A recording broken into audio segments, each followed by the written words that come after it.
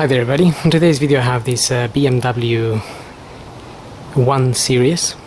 This is a 2004 and I'm gonna be replacing the rear shock absorber on the driver's side because it's leaking, and the same procedure would apply for the passenger side. So I'm gonna start by removing that wheel.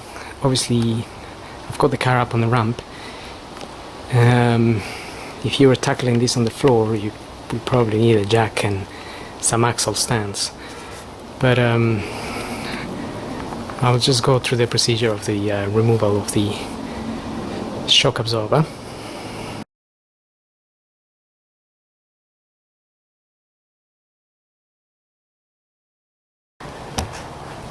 So with that wheel out of the way, we have a little bit better access to the shock. So we need to release it from the top and from the bottom here. So I'm gonna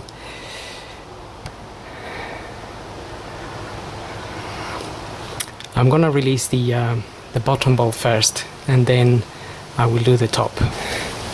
Okay, so I'm gonna release the bottom first. There's a 17mm bolt that we need to take out. So before I take that out, I'm just going to support this arm a little bit with this jack. Again, if you're working on the floor, once you put your axle stand, you can use your jack just to support the arm. And then we can release the bolt, just so we don't have too much pressure on the bolt.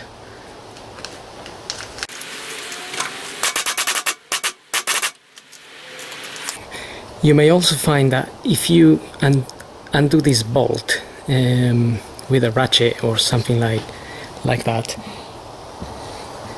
the shock will turn. And in there there is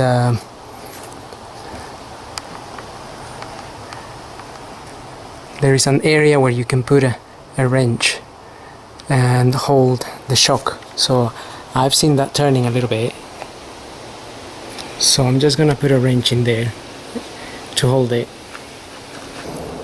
Okay, so I've got my spanner in there. That's a 15mm, and that will hold that there while we undo this nut. This nut is almost out, but towards the end it usually gets a little bit stuck.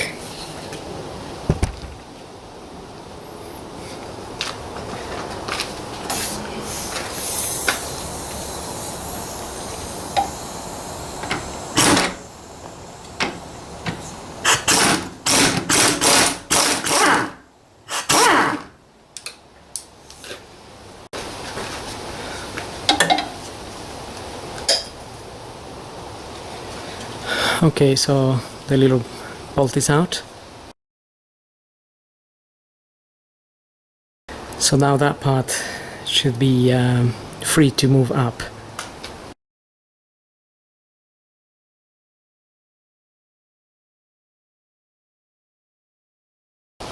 So that's out of there now.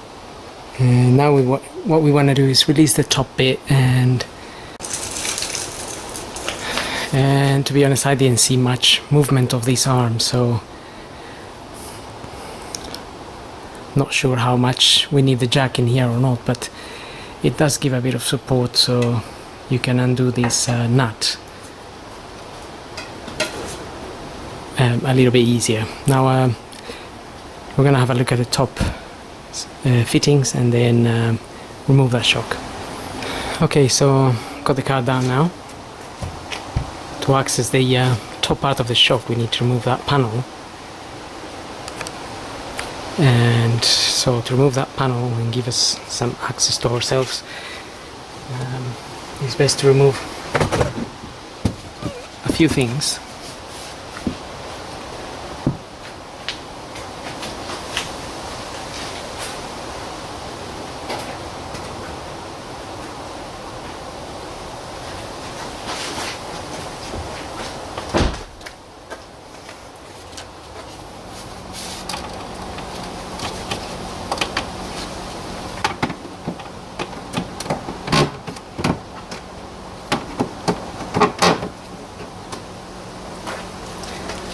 Okay, so I just removed 2 clips with this kind of tool, and those clips just holding this cover. They are down here.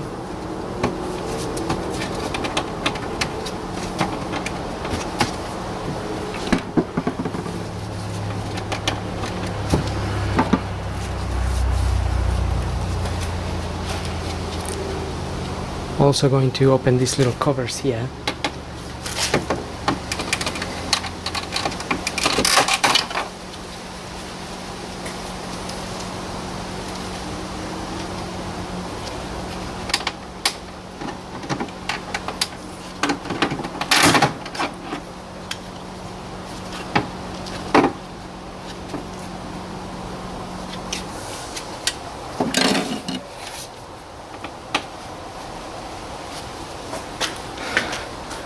So there's one little cover on that side, and then there's another one on this side.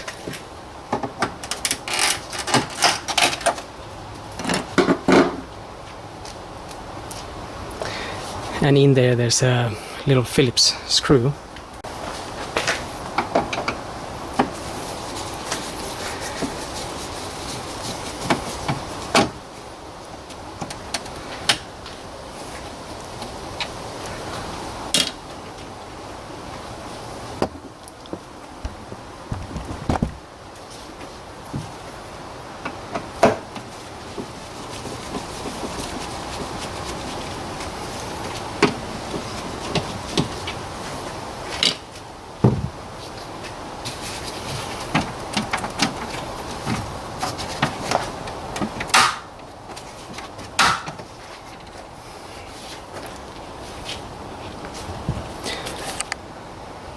Okay, so now I'm just pulling this from the bottom and up. I also removed the cover here, but there was nothing in there, so don't worry about that one.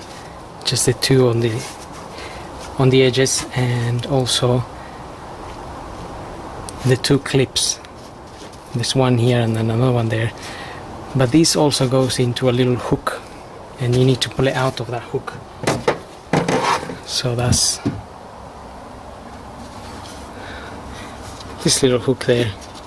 There's 2 of them, so it just makes a funny noise when you pull it out.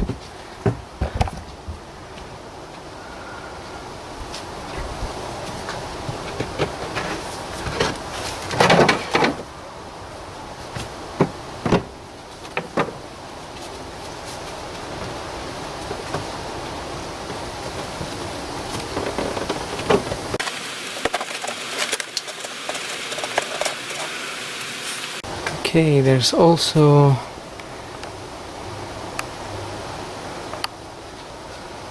that is a screw in there. If we can undo that screw, that's a torque speed, that will allow us to take that end out.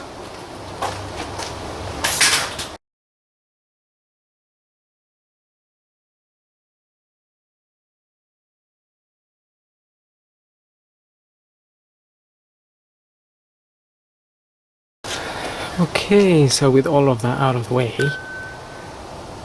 oops, well, just a matter of pulling it all out.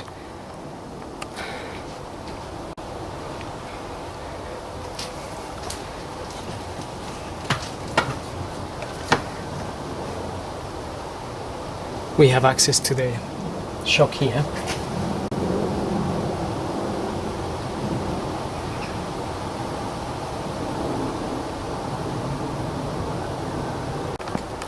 So it looks like that is a 16mm nut. I'll try to use the air gun on it.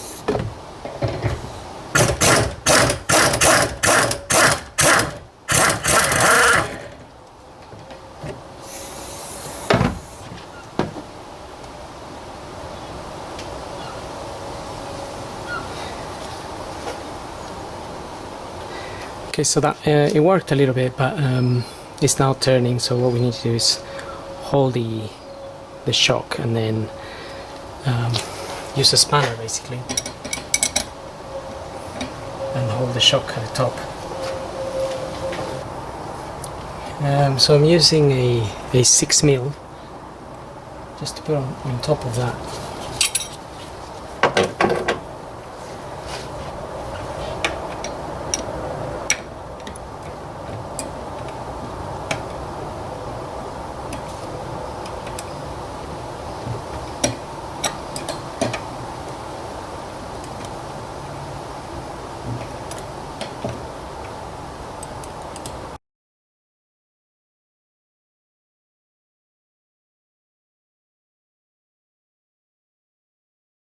So once that bit is undone,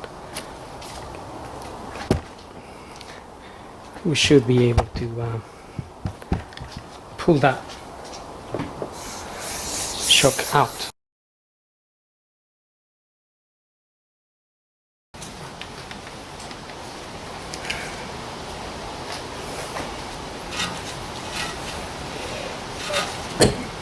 Okay, so I'm just pushing the shock up so I can release it.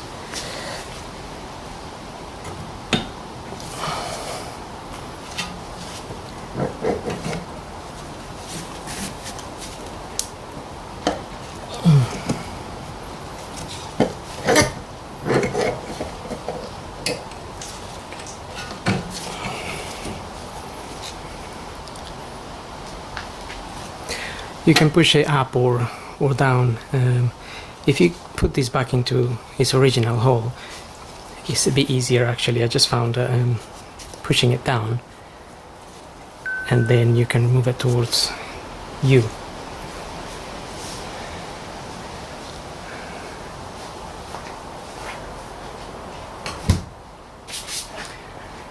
Okay, now we can concentrate on fitting the new one.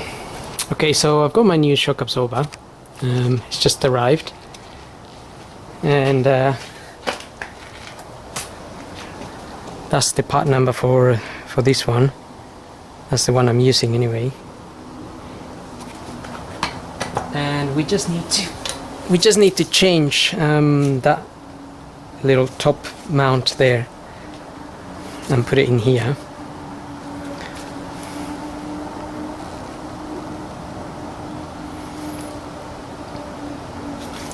And this mount just comes out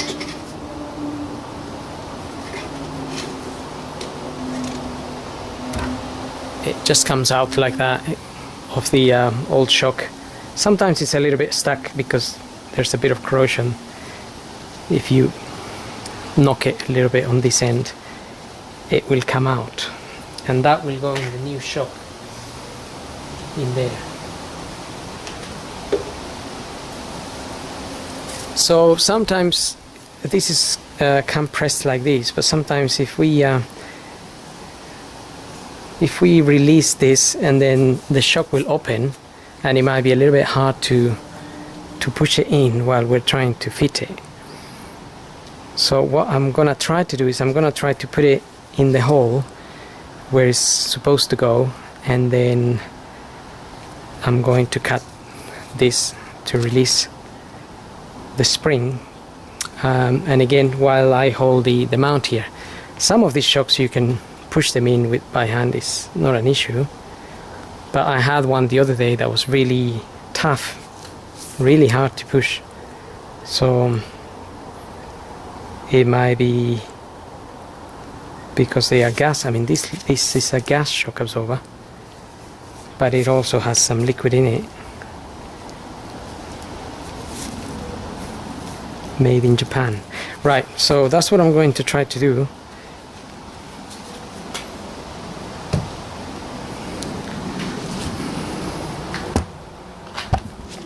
So I'm gonna get the car up,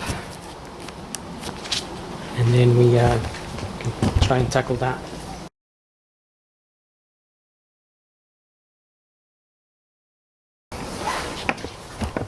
Okay, so the shock has to go down there in its mount, and obviously at the top up there. So I don't really know which one is the best view here. It looks like I might be able to hold the the shock down, although it is a little bit hard.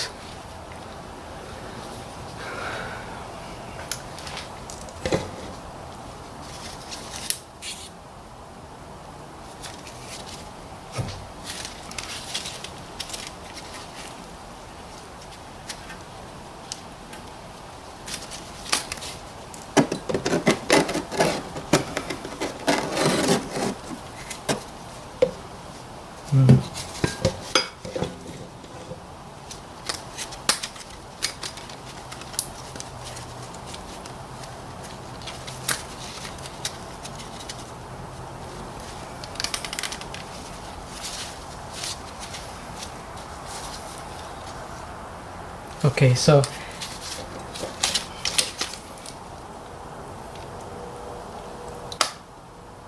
we can push it down.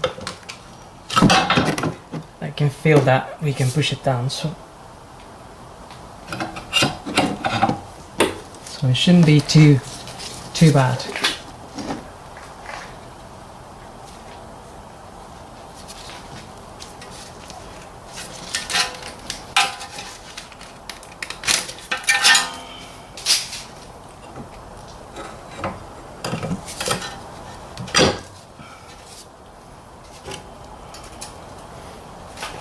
Okay, now I've got it in at the bottom.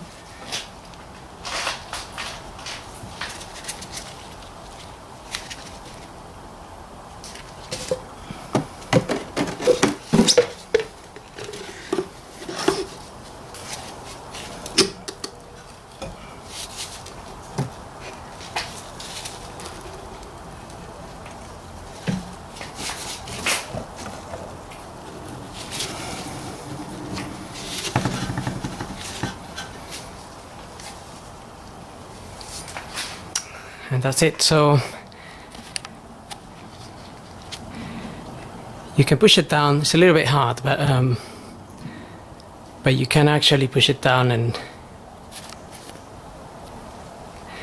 get your mount in. So I got it in at the bottom, pushed the center down and got this in. It is a bit hard, but doable by hand.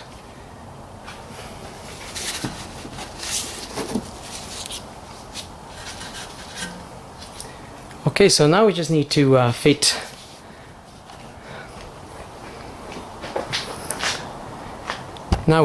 the bottom bolt in, and that was a 17 mil.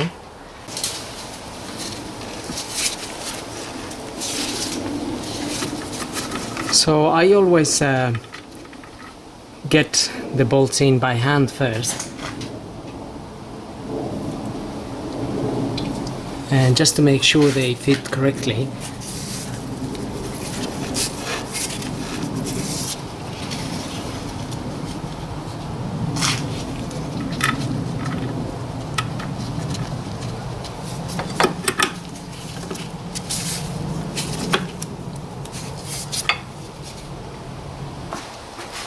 So we have a slight issue there. It looks like the nut of the original shock doesn't fit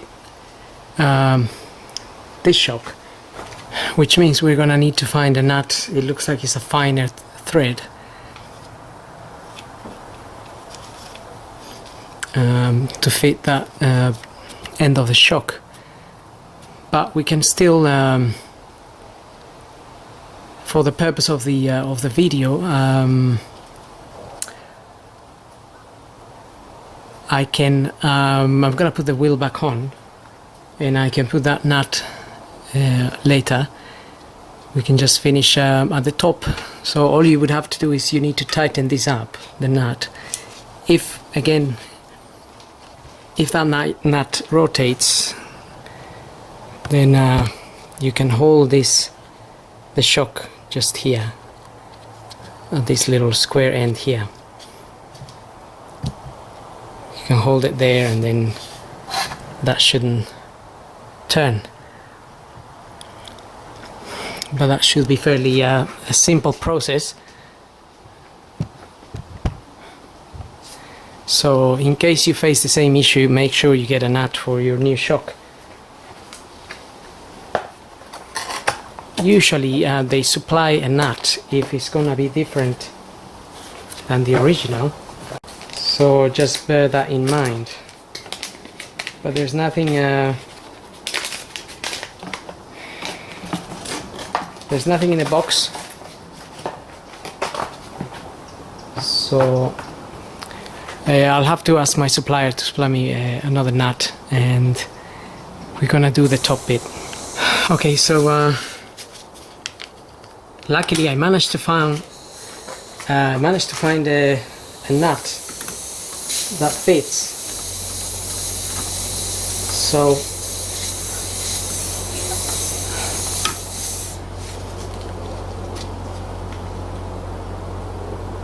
So it's gone all the way in, and now we can tighten this.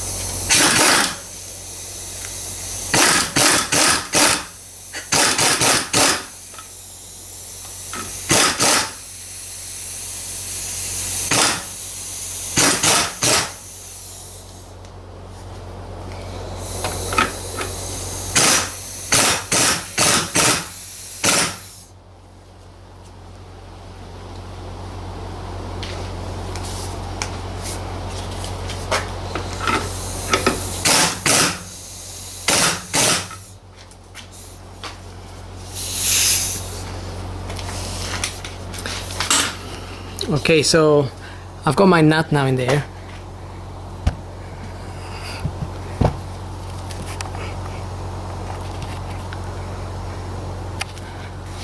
And now I can put my wheel back on and we can do the top part.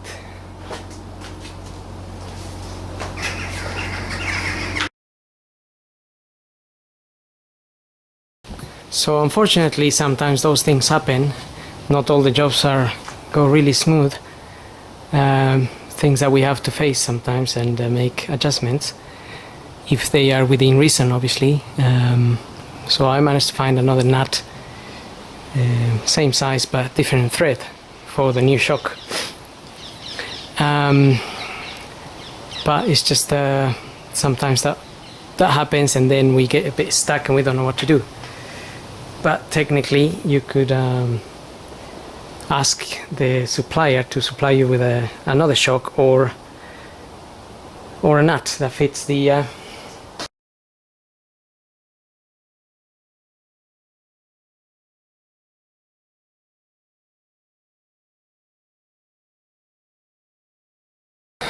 Okay, well we can do that nut now.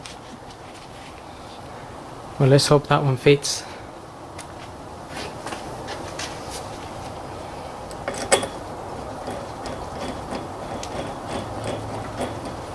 Yeah, that one seems to be fine.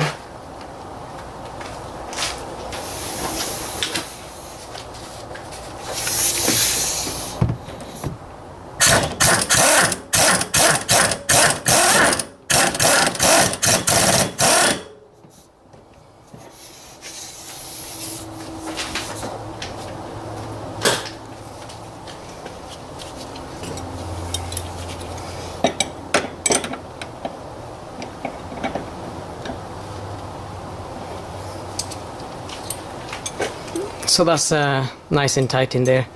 Again, if that was rotating, if you don't have an air gun obviously, then you can still hold the center and then tighten the nut. Okay, so now it's just a matter of refitting all the trim.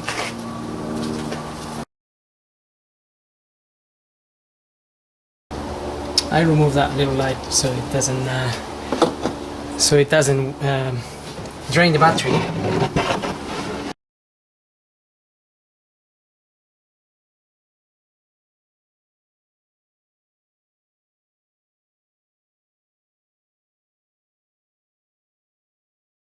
Okay, that trim is in place now, and we can just refit the plastic